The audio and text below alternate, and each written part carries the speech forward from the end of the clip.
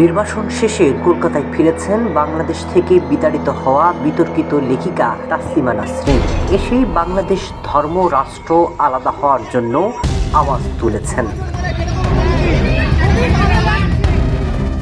বাংলাদেশ থেকে বিতাড়িত হয়েছিলেন 1994 সালে এবং তার ফাঁসির দাবিতে ইসলামিক দলগুলো আন্দোলন করলে তাকে দেশ ছাড়তে হয়। এরপর সুইডেন, ফ্রান্সে দীর্ঘদিন থেকে কলকাতায় আসেন, তবে 2007 সালে কলকাতা থেকেও তাকে বিতাড়িত করা হয়।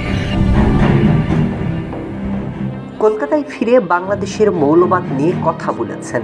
জানান, সাম্প্রদায়িক অন্ধকারে ডুবে থাকা বাংলাদেশকেও একদিন রাষ্ট্র আর ধর্ম পৃথক হতে হবে। আমাকে বাংলাদেশ ছাড়তে বাধ্য করেছিল তখনকার সরকার। রাতের অন্ধকারে আমার স্বদেশের দরজা আমার জন্য বন্ধ করে দেওয়া হয়েছিল।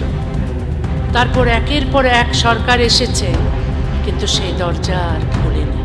নির্বাসিত লেখিকা তাসলিমা নাসরিনকে আবারও কলকাতায় ফিরে এনেছে মূলত বিজেপি সরকার। শনিবার শুভেন্দু অধিকারী তাকে বরণ করে নিয়ে তার নিরাপত্তার দায়িত্ব নিয়েছেন।